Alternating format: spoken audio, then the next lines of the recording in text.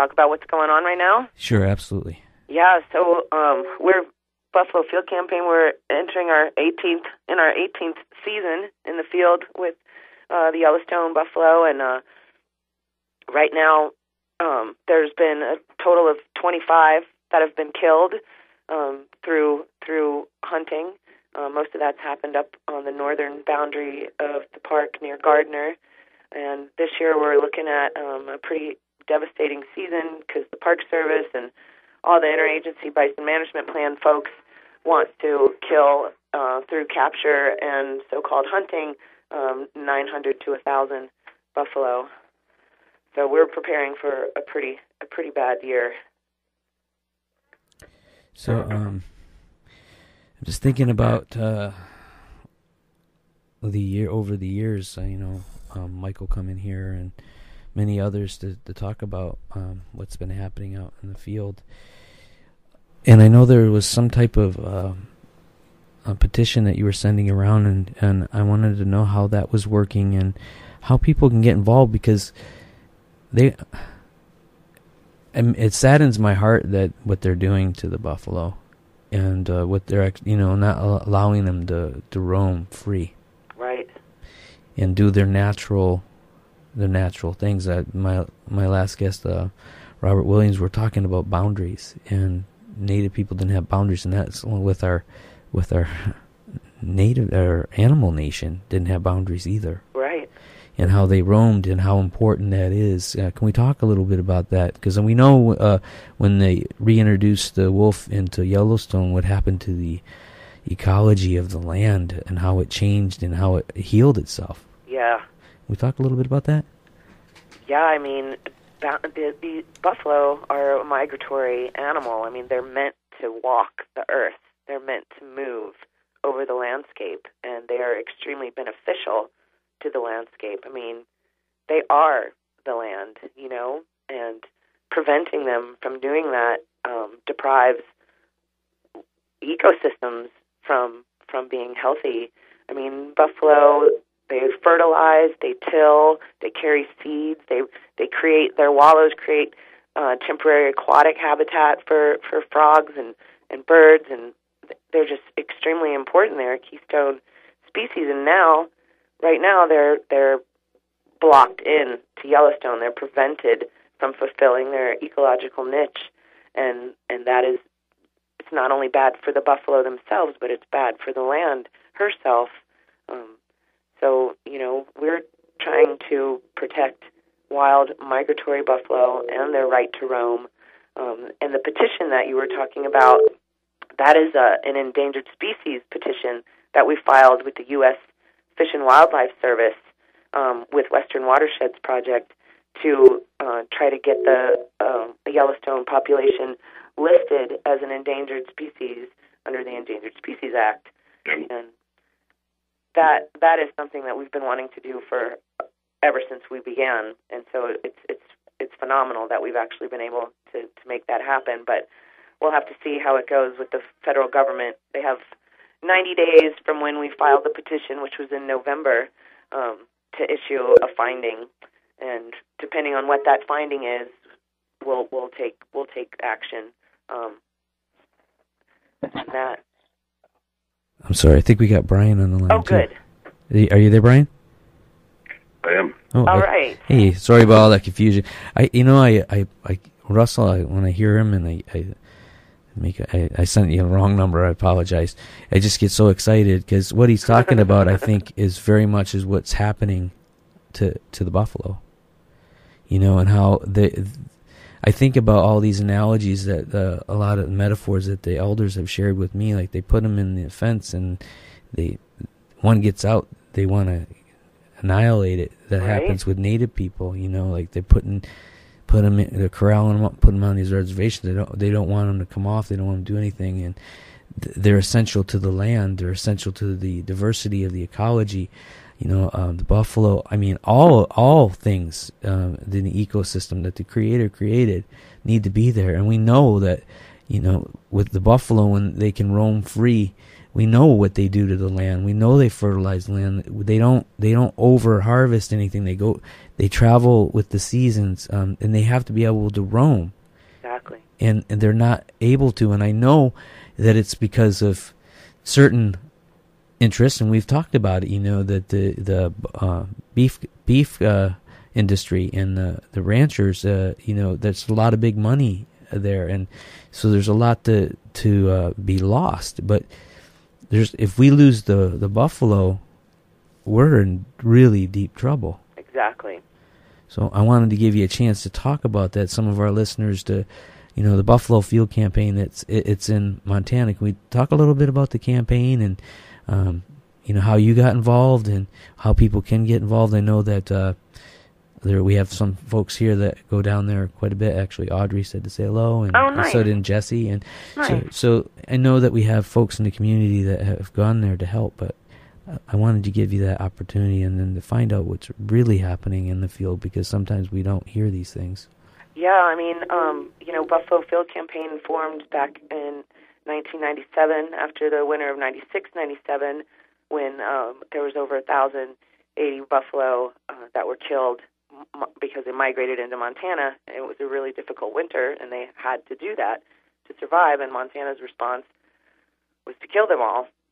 And so Mike Meese, our campaign coordinator, he got in touch with Lakota elder Rosalie Little Thunder and showed some footage that he had gotten, and together they decided that we needed to have a presence on the ground to bear witness and document and to show the media, show the public what was happening in Montana.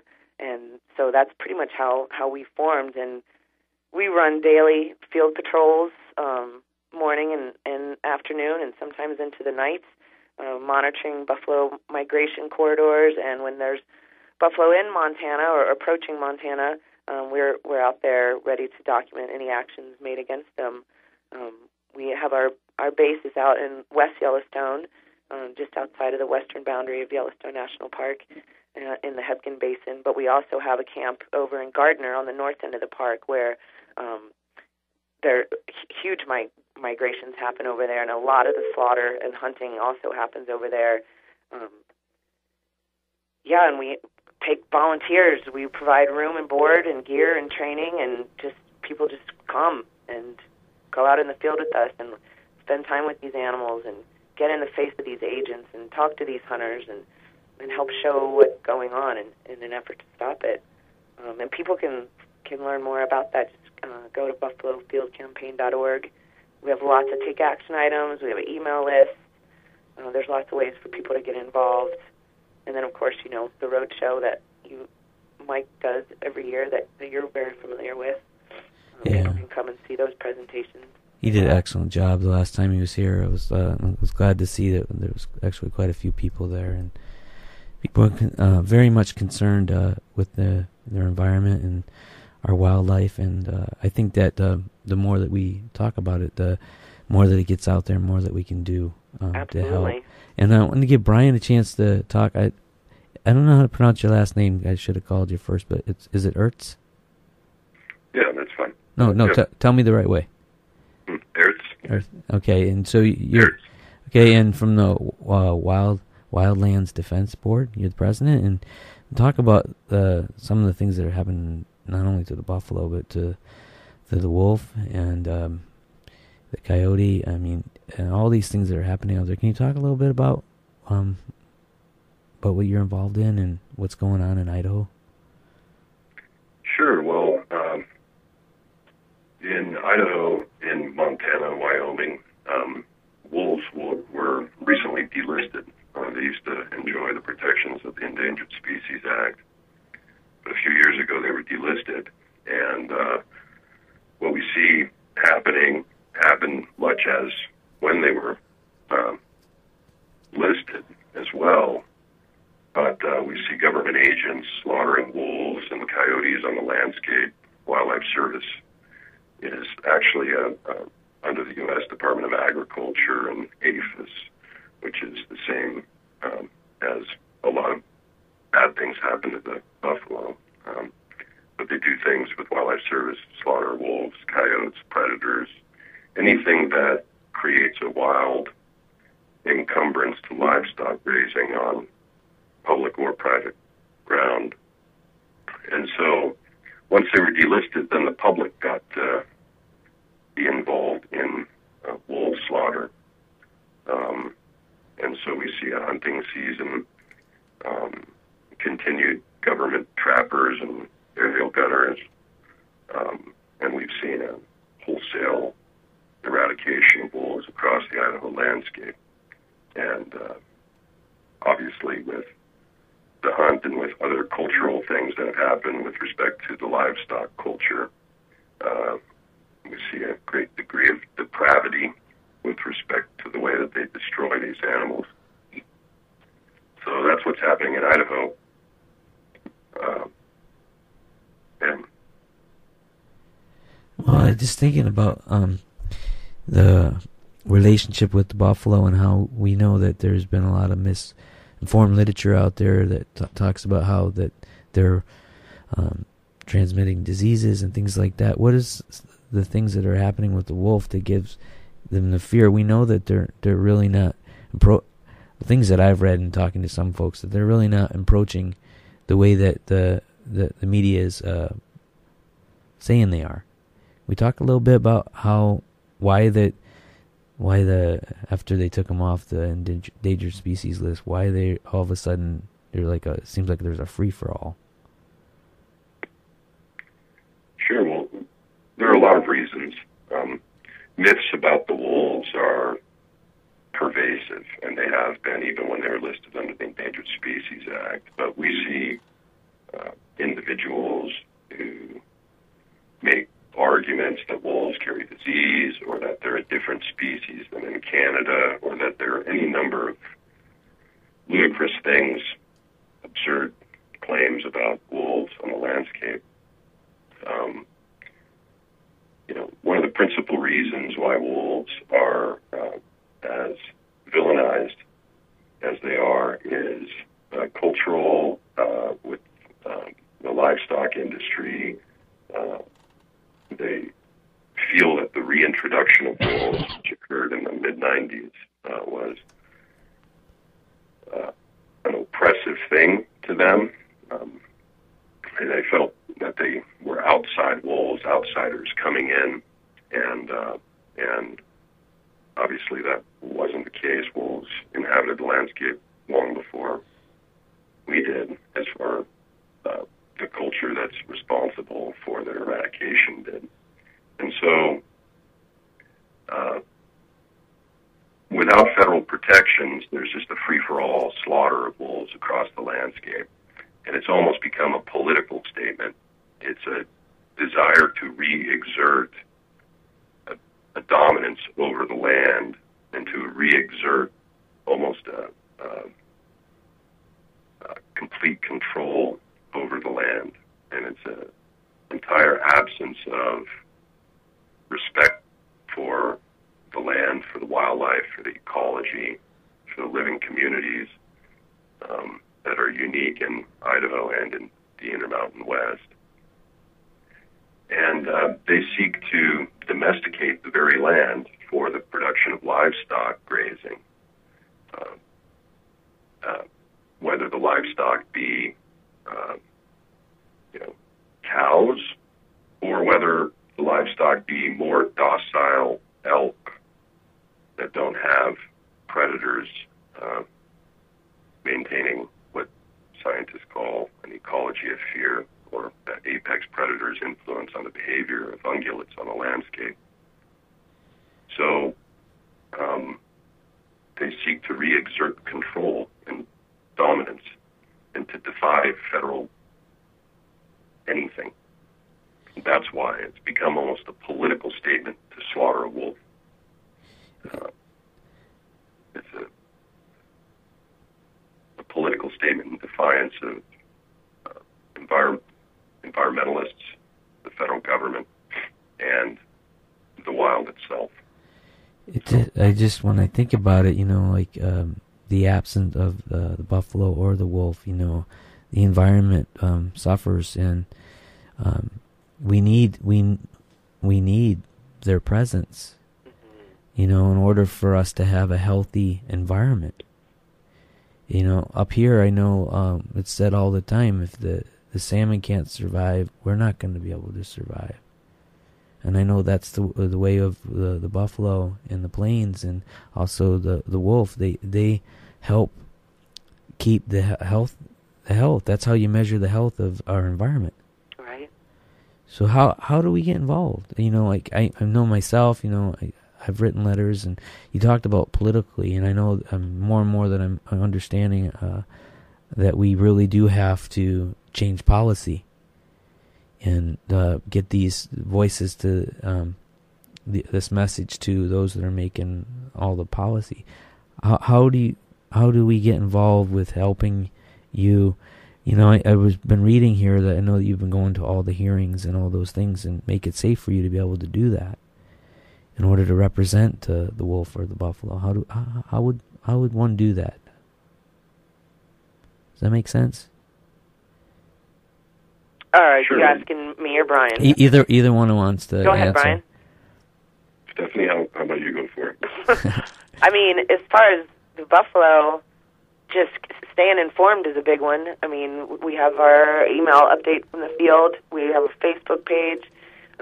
There's lots of take actions right now to try to support the Endangered Species Act listing. We're asking people to take a proactive step and urge Congress to make sure that there's funding in place and get ready, because we're going to be listing buffalo soon. So that's a big one. And of course, coming out here to volunteer, the more people we have, the more trouble we can cause, Mm-hmm. So you just look at the statistics. I mean, it's just crazy. Almost 10,000 were killed since 1985. It's nuts. And all they're doing is doing what they do. And none of the science backs it up. They're like, it's all political. It's all based on livestock industry-driven politics. Nothing makes sense. And they keep coming up with all these other ways to manipulate these animals just to control everything. It's all about control. And we're trying to shatter that control. All right. And with you, Brian? Sure, I think Stephany is exactly right. First, I think people, develop a relationship with the wild and get out there and experience it as much as you can. And the inspiration that comes from the wild itself will really fuel a lot of what's necessary. It fuels the conviction, the courage, and the motivation to show up in numbers and to allow the voice to be, to echo the wild itself, and to say what needs to be said courageously and in open confrontation with the interests who are dominating the landscape, namely livestock. And so, that first step of really developing that intimate relationship with the land and with the wildlife itself and coming to appreciate that, I think really everything falls into place after that. You get motivated. I've been radicalized by the experience, and I think that's really important. I think we, need to do what we can in whatever capacity we can and show up where the opportunity exists to testify to what we've learned from the wild itself. So that's what I would say. All right. And how can people get a hold of you? I'm on the website now, but it's wildlanddefense.org. Is that the best way to get a hold of you? Yeah, wildlandsdefense.org or Brian, BRIAN, at wildlandsdefense.org. All right. And so I wanted to also just give you a chance to express yourself, other than what we've talked about, things that are on your heart. I wanted to also ask Stephany a little bit about that. I know that there's a film out, Silence in the Thunder. I want to talk a little bit about that and how that got made and how people can see it.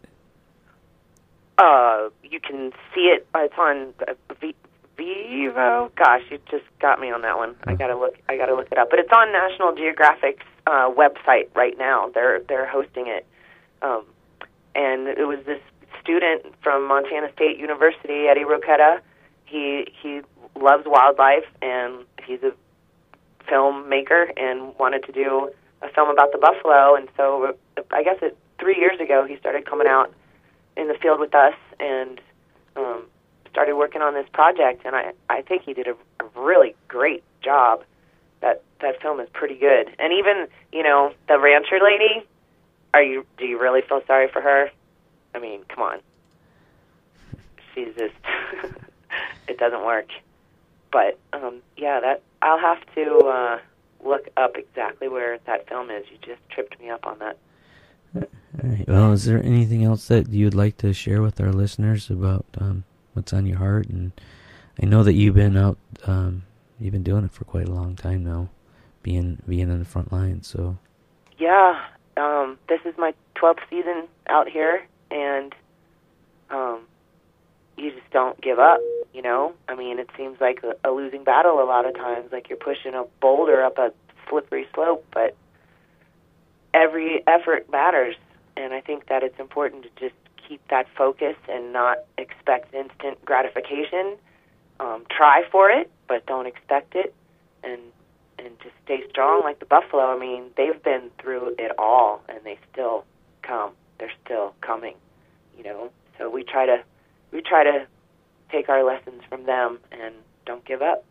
I love what Michael shared when last time he said that it was a buffalo that was being chased and it ended up in your camp and it was underneath his window. Oh my God, dude, that is the coolest story, and there is a YouTube video on our BFC Media page of this bull had been in a neighborhood not too far from us, and a dog had come out and bothered him, and the bull, he gored the dog.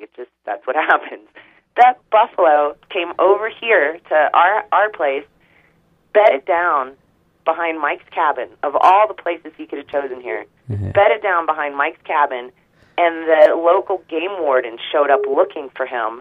And Mike's like, I don't know, I think he went that way, And this bull just laid low while the game warden was there, and game warden left. Maybe an hour later, the bull gets up. He's like, all right, coast is clear.